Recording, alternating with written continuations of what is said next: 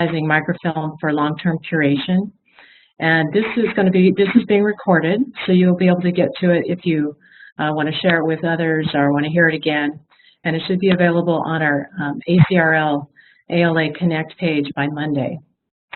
A little introduction for Allison. She graduated from the University of Arizona School of Information and Library Science in 2010 and completed her Digital Information Management Certificate from the same school in 2012. She's worked in public, state, and academic libraries. In October of 2014, she joined Kansas State University Libraries as their first digital initiatives librarian. And since then, she has doubled the size of the library's digital collections. After her presentation, we'll have time for questions, so please keep those in mind, and we'll keep an eye on the chat box for your questions.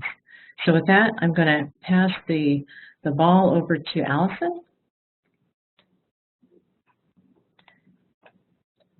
And let her do it. Thank you so much, Renee. Can everybody hear me? I can't tell how loudly I'm speaking. Right? Not hearing any? Oh, there we go. Just fine. Great. Thank you so much. Right, we're going to get started here because this is a webinar. I've included a little picture of myself and one of Renee, so you have a sense of who you're talking to across the wires. And thank you, Renee, for your introduction. As we proceed through my presentation, you'll notice I've illustrated it with a lot of advertisements from newspapers. All of these are coming from the projects that I'm talking about in this presentation here. So these are all vintage illustrations from Kansas Farmer, Kansas Spirit, and Kansas Union Farmer. So the outline for what we're doing today, I'd like to identify the challenges associated with digitizing microfilm for long-term curation, present the solutions pursued by the K-State libraries, and examine areas for further development of our digitized microfilm workflow. You, the attendees, will receive insight into our curatorial decisions for the Kansas Farmer Project and our follow-up, the Kansas Youth Agriculture and Rural Life Project. And I hope you will also understand the preservation questions that need to be addressed before beginning your own microfilm digitization and curation project. Let's see, and I keep trying to use my arrow keys to move forward. It's just not going to happen, so I'll try to stop doing that. All right, here we go, next slide. We're academics, therefore we must have some definitions. In my presentation, I'm going to use kind of my adjusted definitions of preservation and curation. Here we have formal definitions of both from the American Library Association and the Digital Curation Center, but in a nutshell, when I talk about preservation, I'm talking about discrete activities, whereas curation is more holistic. It's looking at the entire life cycle of digital objects.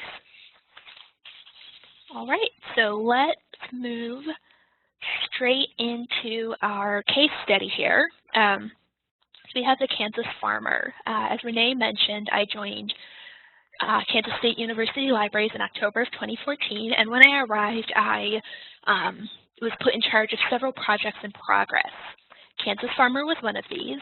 My lovely colleagues in content development and acquisitions had identified this project as one that was a good fit for the Project Series grant offered through the Center for Research Libraries. Project Series, the goal of Project Series is to sustain consensus-based cooperative archiving of primary serial collections in agriculture.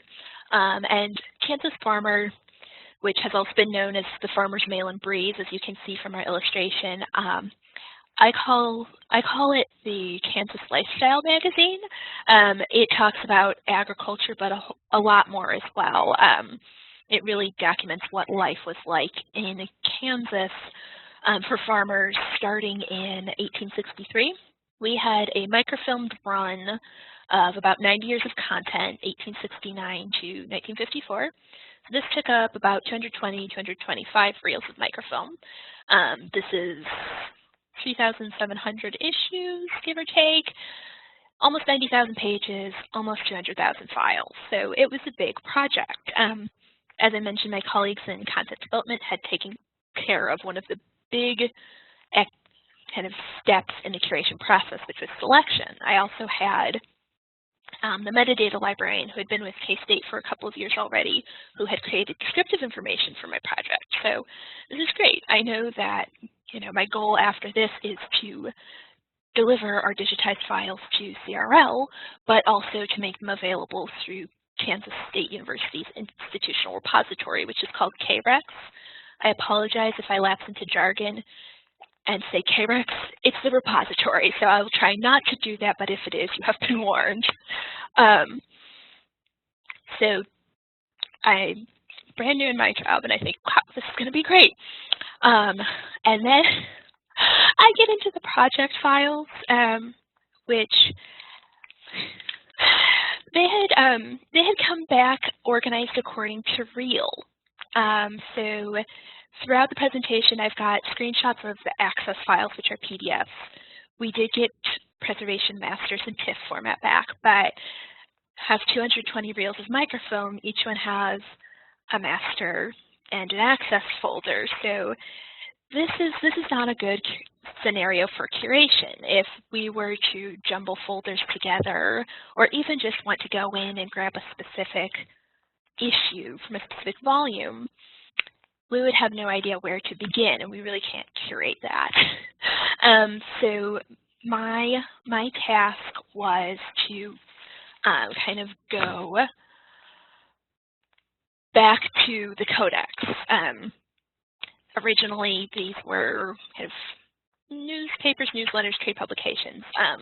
They were in a codex format. They had been transformed into scrolls on microfilm.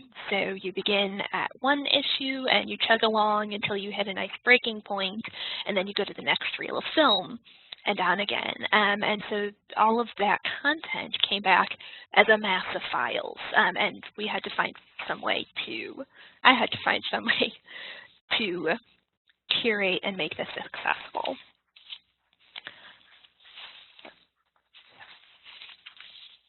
All right, so here I really dug into project design and thought about what I needed to end up with. I knew we needed multi-page PDFs to load into the repository and deliver to users. We needed to have unique file names. File 1 tells us where it lived on the reel. It doesn't tell us anything about the volume and the issue and what we're curating. At the time this project started, K-State was preparing to implement ArchiveMatica, which is a digital preservation system, and it needs its files delivered in a particular folder structure. So I wanted to make sure that I was in step with what ArchiveMatica was going to need. As I already mentioned, I've had close to 200,000 files, and so I needed to leverage my student workers. The Digital Initiatives Unit is part of a relatively large department, metadata preservation and digital initiatives, but I have 2 full-time staff and 3 students, so I need to bring all hands on deck. And again, because of the size of this project, if we were doing everything by hand, first of all, it would take forever.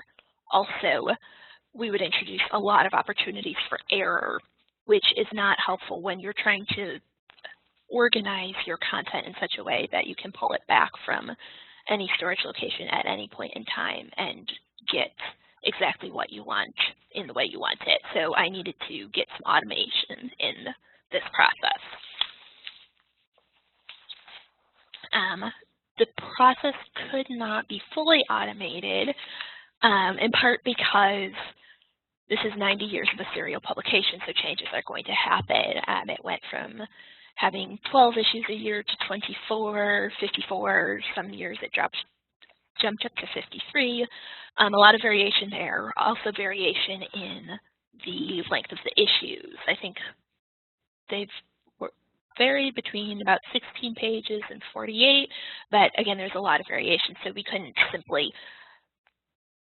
part this out into, 24-page folders with 24 pages. Additionally, there were a lot of, well, on a good day, I called them artifacts of the microfilming process.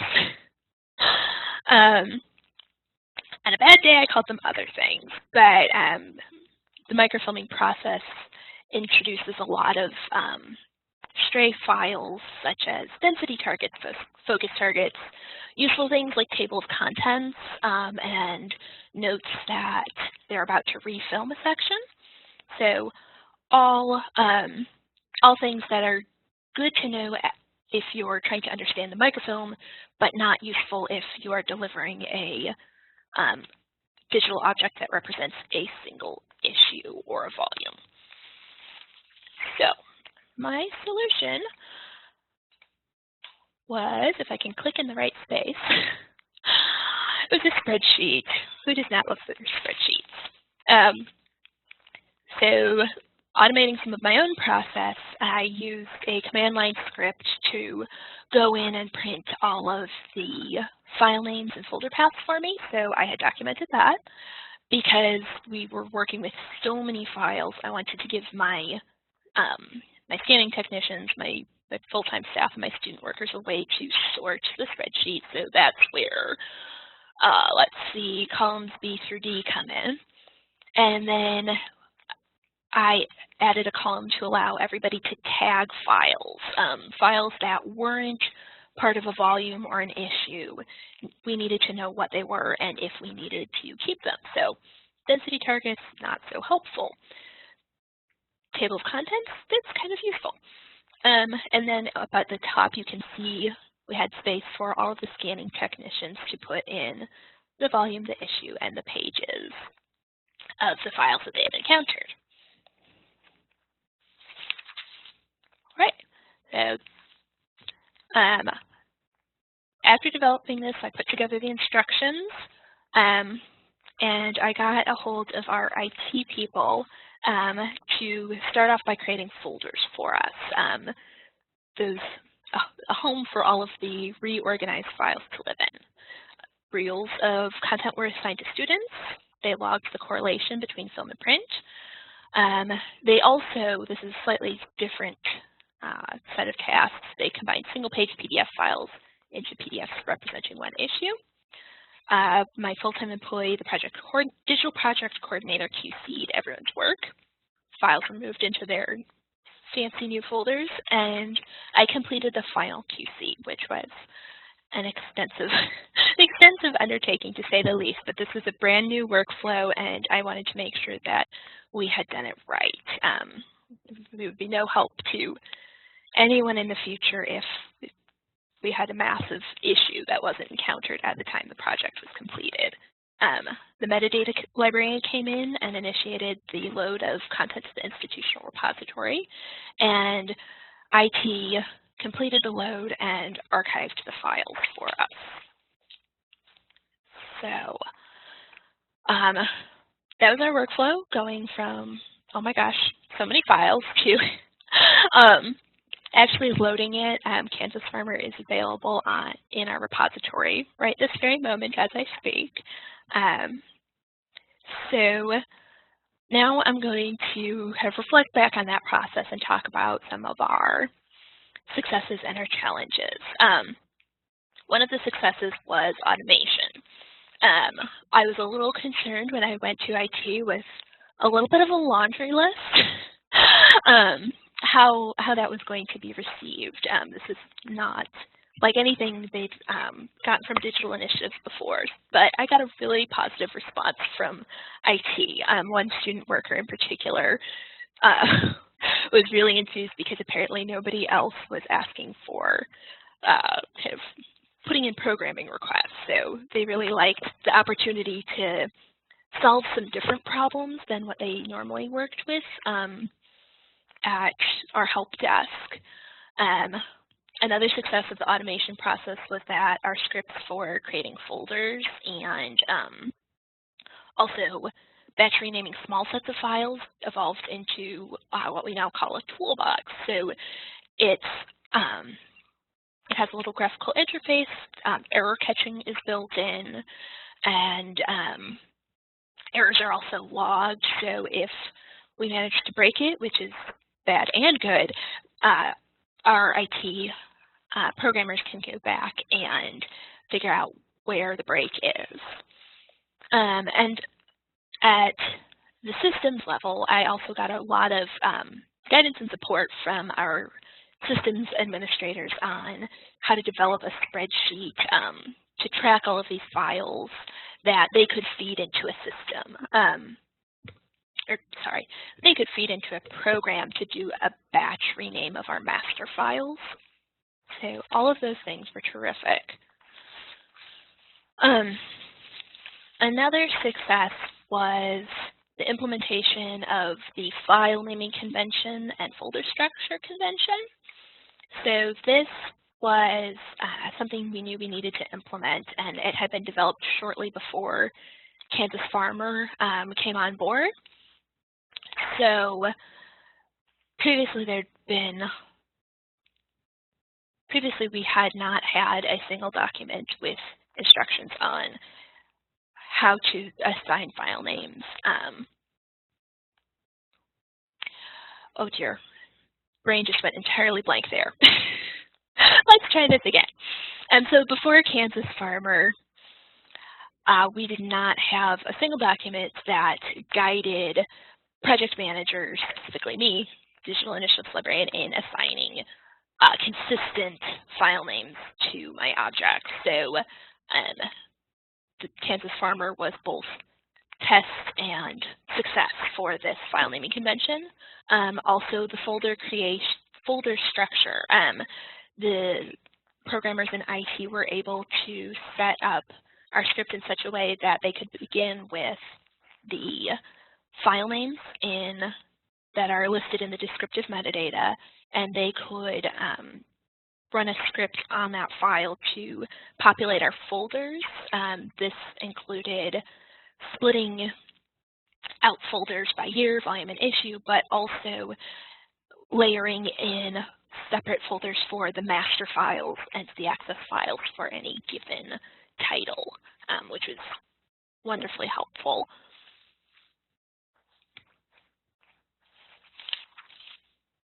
Right.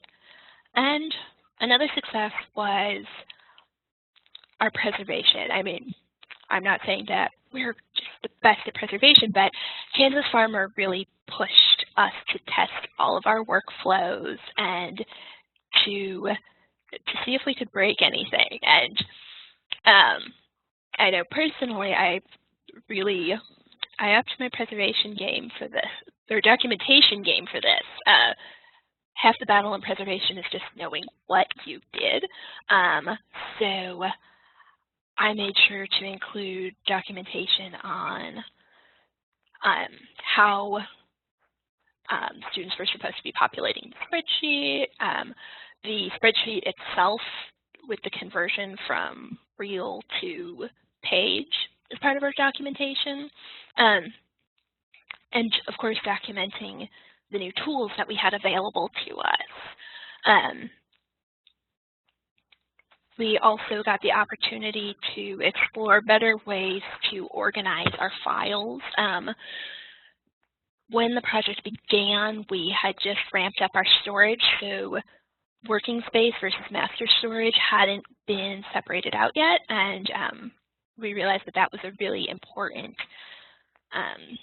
feature. You all know what you're supposed to do, but sometimes there's that moment and all of a sudden there's no file where a file should be. So thank goodness for the people at Central IT who can recover files from network drives for us, but also I also learned where mistakes were made and could communicate this to our systems administrator and help her know how to configure our servers to ensure that we minimize all opportunities for accidentally deleting things we needed. Also, organizing our files for ArchiveMatica and for preservation actually turned out to be fabulous for helping me and the other project leads find files that we needed as we were working on the project. it's, again, error is human, and you're convinced that you're going to remember where you saved that one document, and it just, that's not how it works. Other pieces of the preservation workflow we refined were handoffs and also handling files of this volume. Even ArchiveMatica is not designed to process a terabyte of files all at once. So we figured out strategies for how to address that. And I threw Deepin in here at the very end. Kansas State University libraries are founding members of Deepin, and so that has been part of our environment as we develop preservation and curation workflows, understanding that we will have this dark archive space available to us to push content to, and thinking about how we're going to make sure that content is ready to go when it's needed, and what the handoffs will be for that material as well. Right. Also had learning opportunities. These also get called different things on different days. So it's a good day. We're calling them learning opportunities. The frame to page conversion process had a bit of a steep learning curve. Our student workers were not information specialists. We don't have a library school at K-State. And although they had been digitizing print materials for us, this was a different beast. So they picked it up admirably, but it was a challenge. Additionally, this kind of work is monotonous, and Kansas Farmer came on board right at the beginning of summer. So we did not have another project in place to help break up the work and ensure that people were looking at these things with fresh eyes.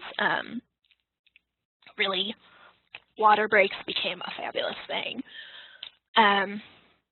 Something that was a learning opportunity for me personally, I had wanted to get very detailed with coding extra files in my spreadsheet. I think there were maybe 9 different file codes, which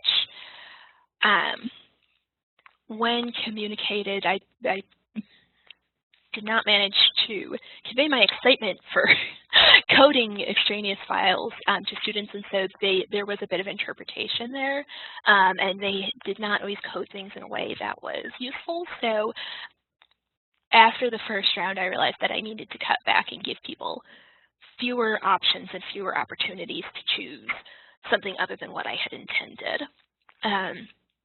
As I already mentioned, our original files were easily accessed, so we made sure to remedy that as our storage environment evolved. And as I mentioned with the file and folder convention, that was one of the digital project policies that was evolving over the course of this project. So keeping people up to date as policy changed was a big challenge and takes a fair bit of effort. So the people working on this project did respond to that well, but I think you probably would have had an easier time of it if we didn't have so many moving pieces all at once.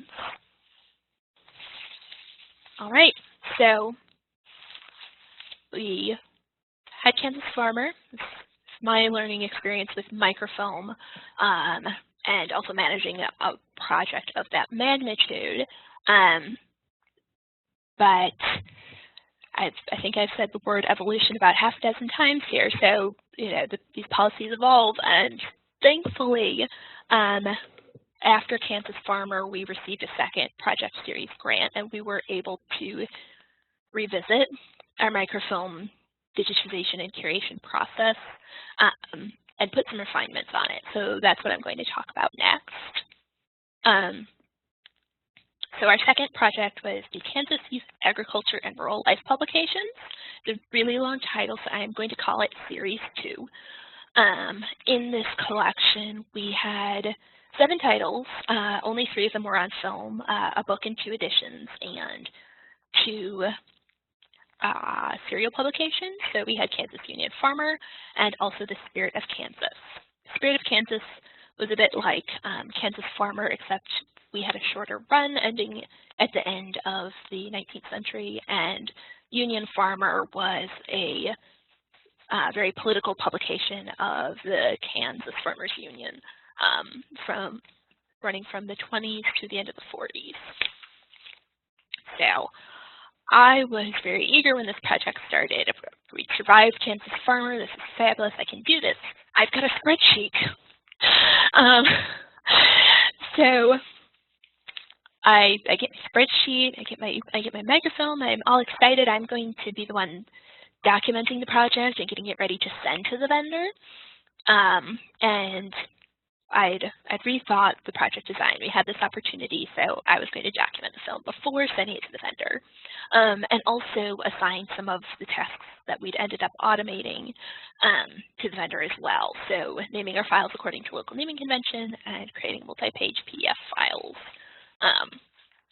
for access. So that is all well and good, but we have that quote from Tolstoy where he talks about all happy families being the same, but unhappy families are all different. They're all unhappy in their own way.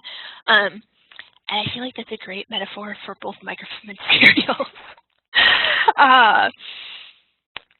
So once I started getting into this microfilm, I realized that this is not going to be as simple as I'd initially thought. Kansas Farmer had lots of artifacts of filming at the beginning of its reels, but this actually had some useful information in it, things like the compression ratio and the table of contents. Whereas Spirit and Union Farmer had been filmed by different vendors, and they did not have all that data. I was not smart enough to be daunted by that, and tried to pull data from our catalog records, but unfortunately serials are serials and they are cataloged as such. So I came up with a date range for my publications, which is fabulous, but I had to square that with the reality of microfilm, which somewhere along the line I'd missed the memo that the maximum number of frames you can fit on a standard reel of microfilm is 1,000. So I had a beginning and end date for Spirit of Kansas, and I had 5 reels of film, max 1,000, and the numbers weren't tallying up. It was not until I got into the film, looking at it frame by frame, that I discovered that the run was not as complete as perhaps the creators had been aware. The Spirit of Kansas moved several times. It moved its place of publication several times, and there were also gaps in the holdings. Sometimes it was an issue here, an issue there. Maybe they had never been published. That's always a possibility. But in one instance, I think we were missing 6 months, which thankfully that had already been addressed in the catalog record. So that was an interesting learning experience for me, trying to figure out how I had done the math so horribly wrong, and for once it actually wasn't me. It's just what we had was not what I had expected us to have. And then some of the challenges became apparent as I started looking at the original objects that had been filmed. So microfilmers can't change what they have, and what we have in this photo is, let's see, volume 21. On the bottom, it's January 17th of 1929, and it's number 25, which seems innocuous enough unless you're looking at it on a reel and you see 21 and 22 come up before it and 24 follow it. right after 24 comes on January 31st, another number 25. So you have two paper volumes sitting on a shelf.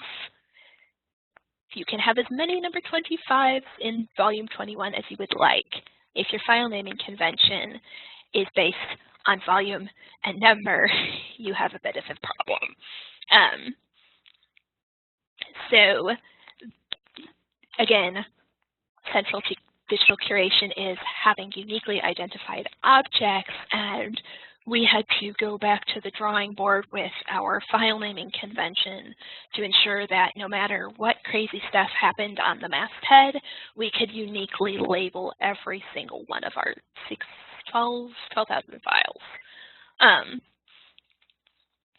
So that was interesting, and some of the misprints weren't just one-offs like this.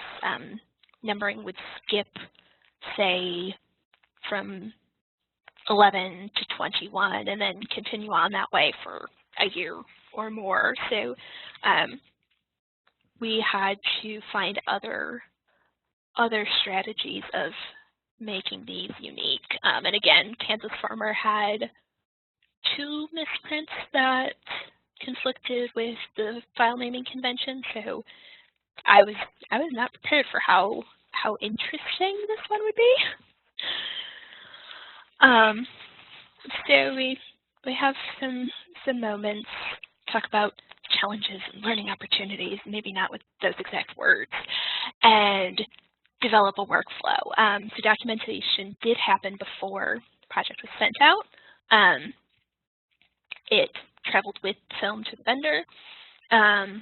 We were able to cut down the student work, so they were just rearranging files for us after they came back from the vendor and had been QC'd by the digital project coordinator. The end remained where the metadata librarian initiated the load to the institutional repository, and we have IT to archive our files.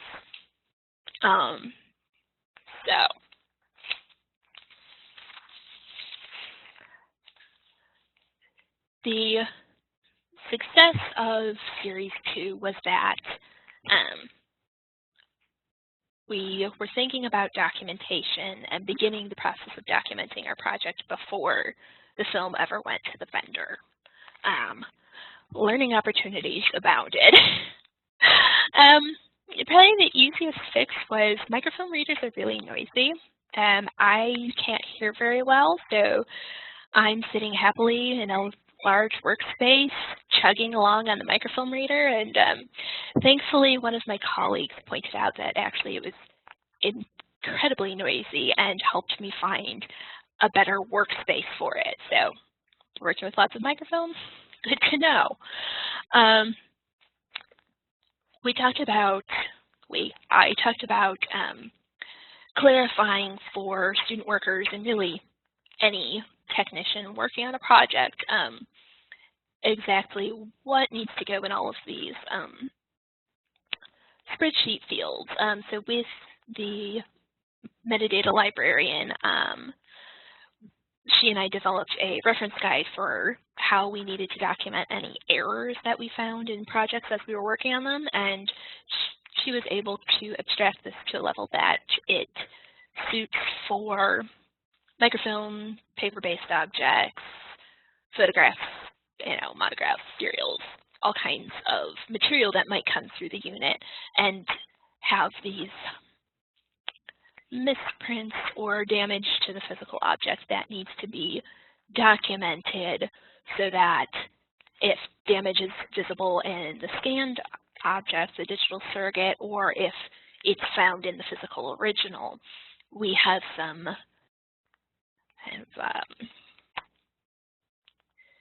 known point where curators down the road can say this happened before or after these people handled our objects before this point in time. Metadata librarian and I also got to see how essential it is to have a flexible naming convention, one that doesn't have to be rewritten every time you come across misprints or unique objects that really can't be handled with something straightforward. As a volume and issue numbering system. And also for me, there was a bit of a learning curve in working with vendors. It's really hard to get the entire context of your project and convey the necessary information in such a way that somebody reading an email from you in a completely different part of the country can go, yes, this is exactly what we should be doing. So that was a good learning opportunity, and sometimes a challenge, but an important one to wrangle with. So I've talked about Kansas Farmer, our first microfilm digitization process. Talked about Series 2, the Kansas Youth Agriculture and Rural Life collection.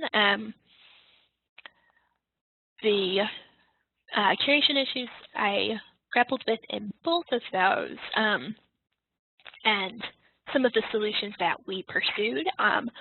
Again, these solutions were partially happening in response to the issues that we had with the microfilm, but also were situated within our particular preservation environment in an institution with dedicated IT staff, as well as an institutional repository and a relatively complex storage arrangement. So looking at future of digitized microfilm at K-State libraries, we are not currently investigating other microfilm digitization projects. We have had interest in making some local newspapers available digitally,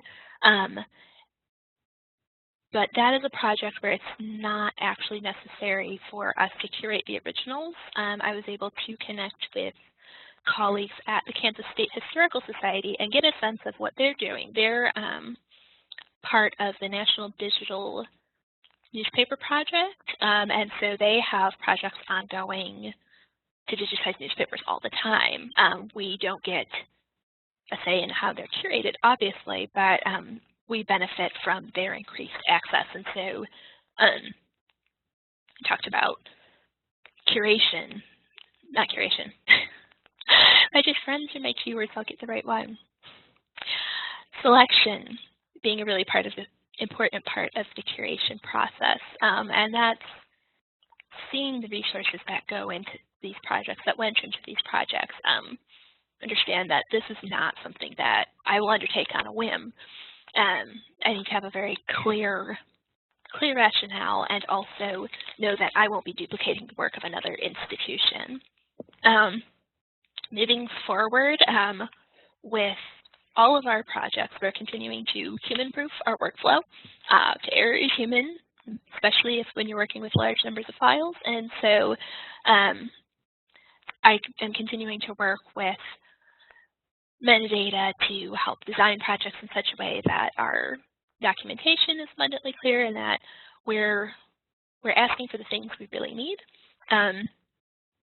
Additionally, working with IT to identify areas where we can automate processes and cut down on repetitions of relatively monotonous tasks that are well suited to computers and easy for humans to get bored and mess up on.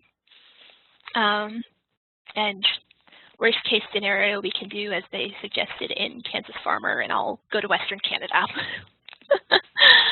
So yeah, that's from the 20s, and it's been apparently a popular suggestion since then.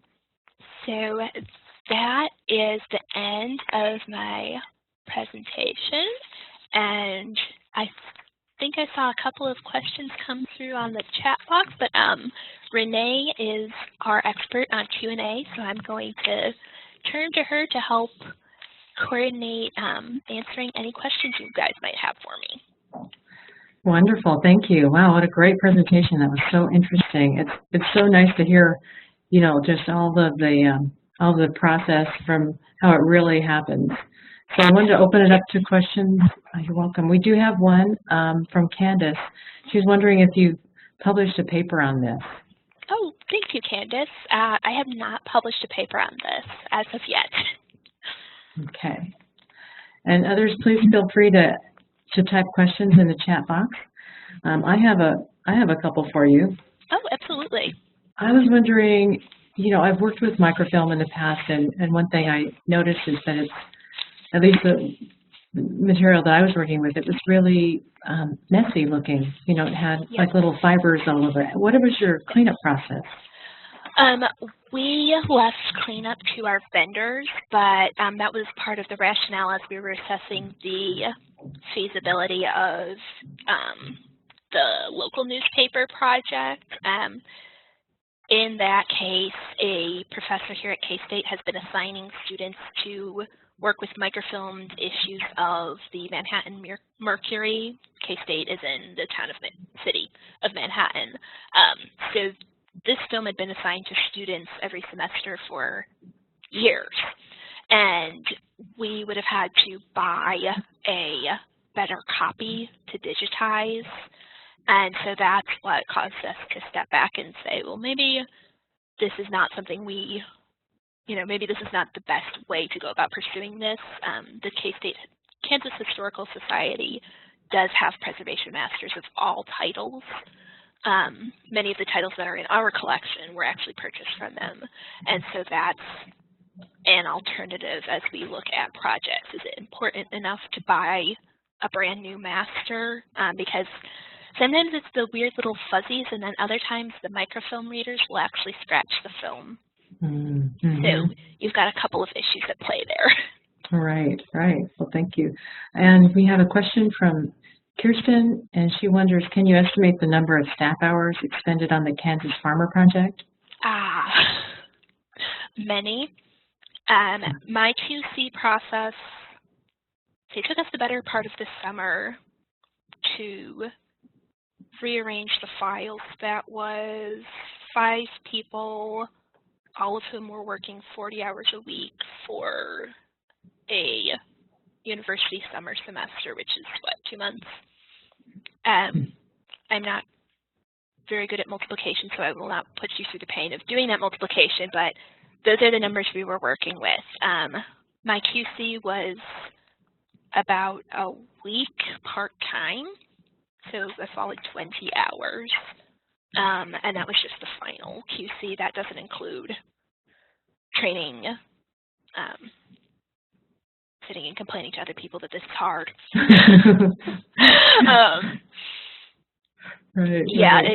It was a sizable time investment, especially because we were developing the process new. Right, yeah. I imagine you had like an estimate for the whole project for your grant, right? Is that right, for a series grant?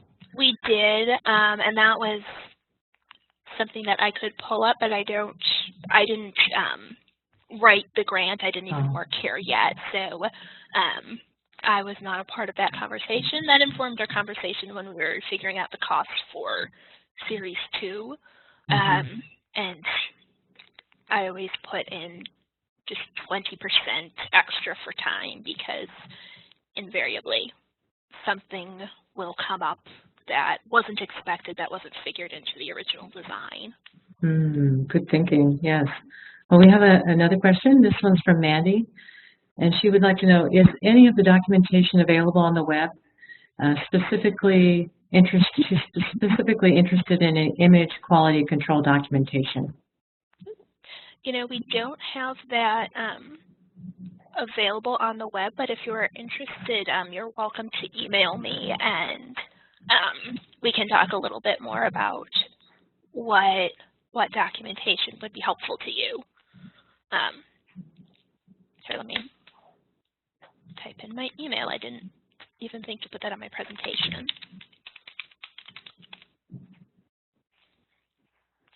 So I'm bringing this at ksu.edu. Okay, great. Thank you for sharing that. Yeah. We have a question from Bruce. He's wondering, have you considered doing the film conversion internally? We are not set up with equipment to do microfilm conversion in-house. So that equipment cost combined with any training and support and maintenance that would have to go along, combined with the amount of film we have that is in dire need of digitization, we haven't hit the tipping point where it would be cost effective for us to pursue that solution. Mm-hmm. And I'm wondering, what are some of the common types of human errors that you found? One thing that was maybe not an error, but a miscommunication in the Kansas Farmer files. They had this tick, and they would film, say, pages 3 and 4, and then they'd film pages 3 and 4 again. This wasn't an official retake. This was just, I think someone forgot, did I do that page? Did I not do that page? And so I needed that marked as a duplicate, whichever version we weren't going to use. Occasionally there was a slight difference in quality, and we'd want to take the better one, but that didn't happen every time. So inconsistencies in coding data were a bit of an issue. Occasionally, especially as people were learning how to use the rename tool, I have just enough coding experience to be dangerous, but I've worked a fair bit with the concept of strings. So a file name is a string, and it has a combination of letters and numbers in it. We tag our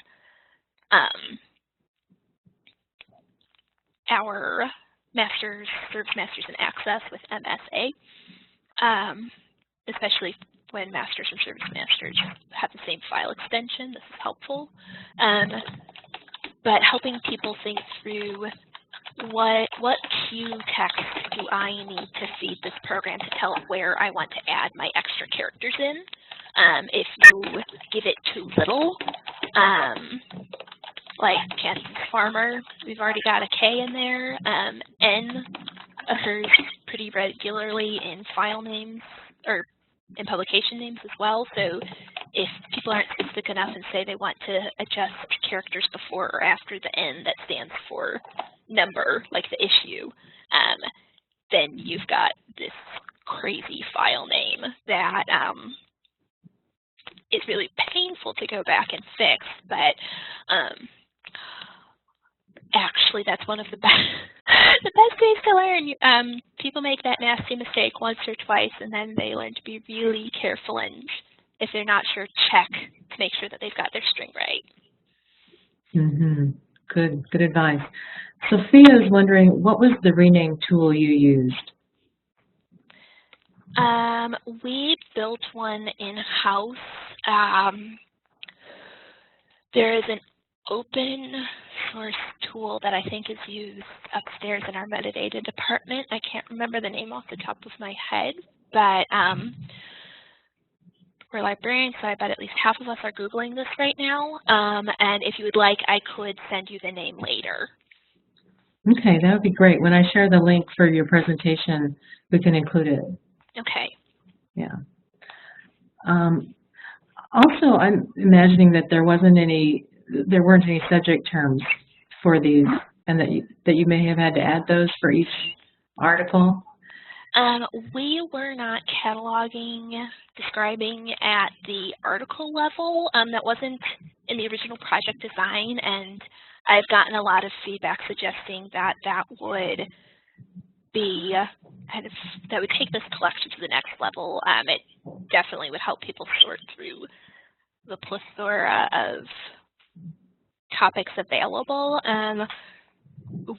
Because we have other projects going at this time, we haven't gone back and assigned subjects at the article level, but we do have a pretty hefty set of subject terms at the issue level.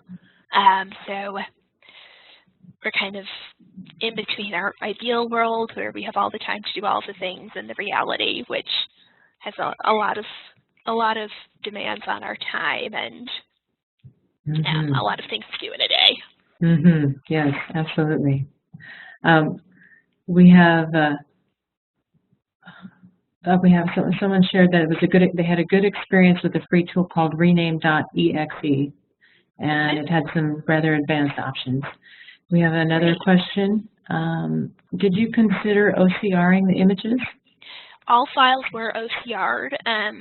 If you go into the institutional repository KREX, which actually I found most of the pictures in my presentation by searching keywords, we got a surprisingly good result from our OCR. It doesn't do well with mastheads, but considering that the publication started in 1860, no, our run started in 1869, and we have some really, kind of yucky images. The vendor did a really good job of OCRing these for us.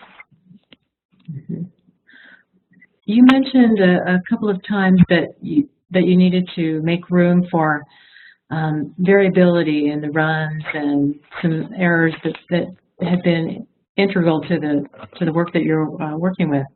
What are some of the strategies that you used to be flexible? I mean, how were you flexible in your naming conventions? Okay, so the default naming convention is a 4-digit number preceded by our institution abbreviation, followed by a short keyword for the title. For catalog objects, it's great because they have a unique identifier. When we digitize our theses, the unique identifier is the call number.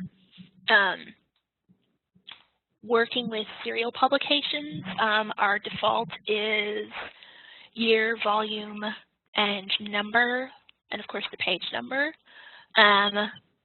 For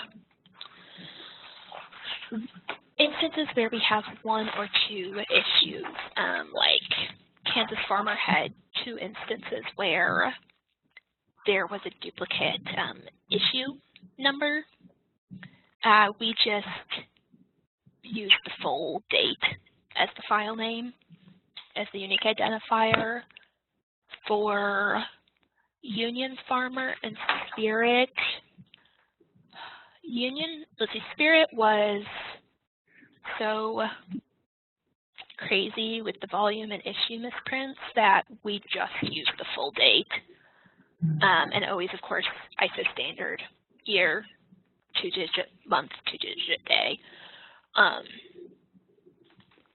Union Farmer, we were able to use a combination of full date, volume, and issue.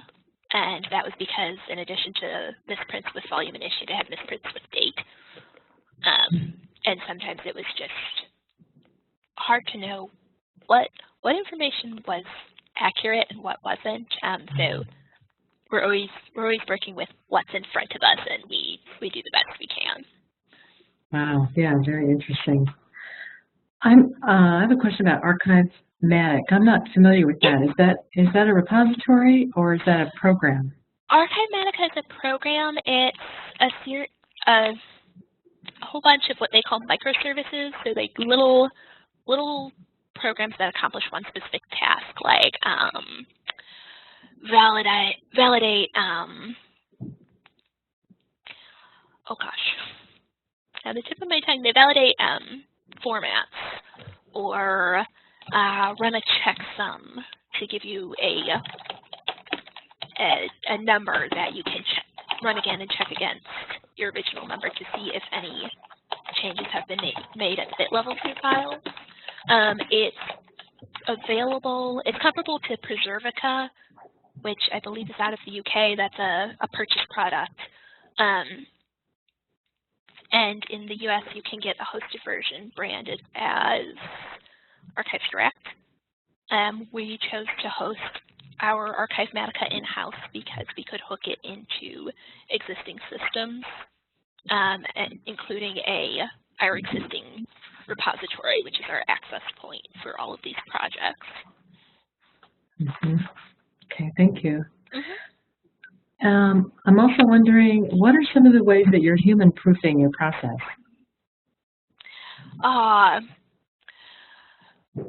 It's a variety of strategies. I mean, every project we have is unique and interesting in a way that you never expect. So part of it is simply identifying pitfalls before you start and either automating them or streamlining the process so unnecessary complexity doesn't give people more opportunities to create errors. So we rearranged our storage structure. So either myself or my digital projects coordinator has to drop files in student folders for them to access.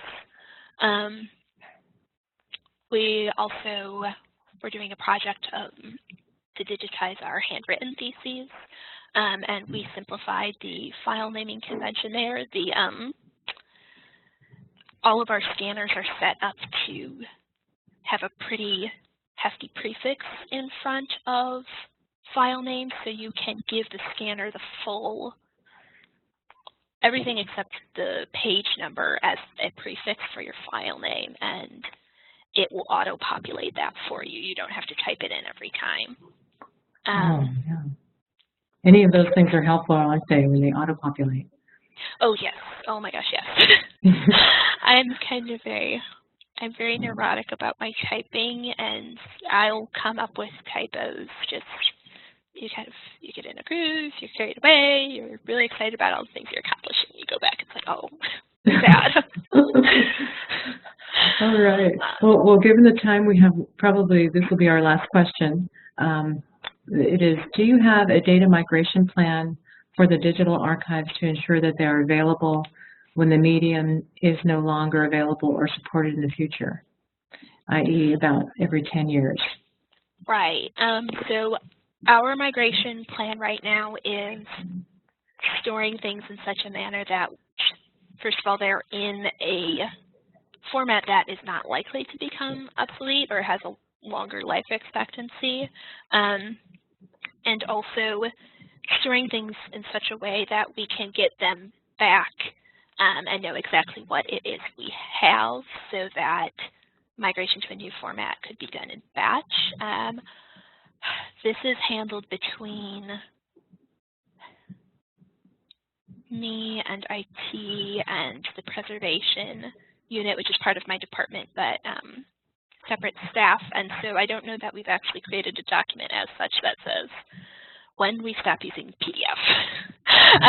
But we're setting up our collections in such a manner that they can be processed efficiently and that obsolescence has been pushed further down the road.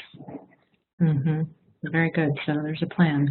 Well, thank you so much for this wonderful presentation. It was very interesting, and I think that we all can take so much away from this and use it in our work. So thank you, Allison. Yes, thank you, Renee. Thank you, everybody. All right. Yes, thanks everybody for your questions. Again, this recording will be available on the ALA Connect page. I'll also send it out to the listserv so that you can get access to it. And it should be ready by Monday. All right. Well, with that, thank you again, and I hope to meet some of you in the future. Have a great day.